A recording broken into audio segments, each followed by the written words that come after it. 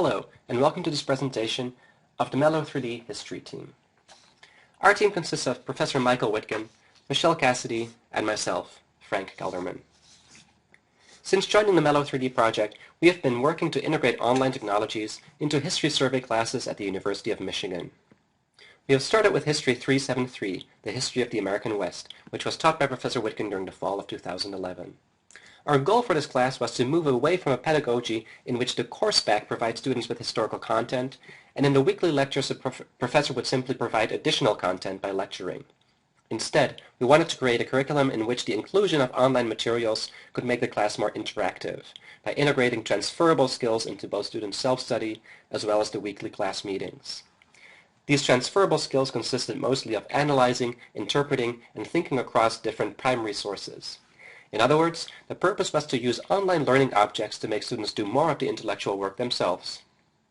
Also, another goal was to provide students with tutorials that showed them how to use online databases and the university library resources.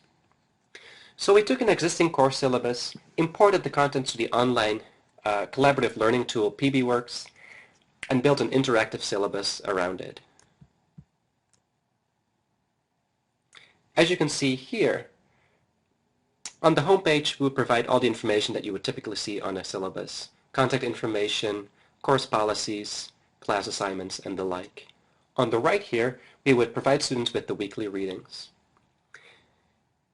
As you can see, each page contains links to the online readings as well as discussion questions that are meant to guide students through the process of interpreting and making linkages between the readings. For example, this week students would get some contextual information from the article here, and then move on to analyze primary sources like the Treaty of Greenville, the Declaration of Independence, and this letter by President Jefferson. The study questions below each section of the syllabus would typically prompt students to ask descriptive questions about who wrote the source, why, and when, as well as more interpretive questions that ask about their historical significance. In the process, we've switched from using course readings only to provide content to also integrating the transferable skills in assessing and analyzing documents. For another example, during this week, we would ask students to have a look at these early U.S. magazines.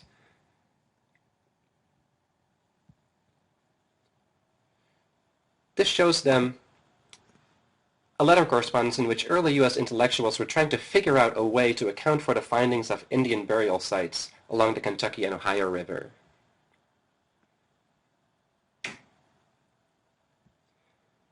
The study questions would then prompt students to think about how at this particular moment in time these magazine writers were trying to come to grips with these new discoveries. By showing these kinds of snapshots of intellectual discourses, we got away from a pedagogy that only focuses on what early U.S. intellectuals thought about these burial sites, but one that also focuses on how this knowledge was constructed and how it was contested as well.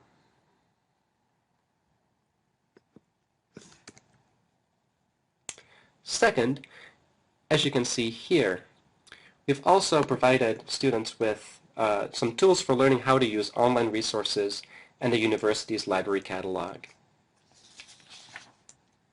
By linking to the slides for presentation, we show students how to find articles in peer-reviewed academic journals. Finally, this online syllabus simply makes it easier to link to visual and audio sources. Here, for example, we link to a video from the website archive.org, which shows Annie Oakley, the sharpshooting sidekick in Buffalo Bill's Wild West show in the late 19th century. Again, the payoff of this online syllabus is that students get to do a lot more of the intellectual work at home by analyzing and linking together these primary sources. Class meetings would then be less focused on delivering more content, but instead on group work, presentations, and reflecting on the process of piecing together these different histories of the American West. Building this website, then, has been an important first step in providing history students with an educational experience that focuses not only on what students learn, but also increasingly on how they learn it. Thank you for listening.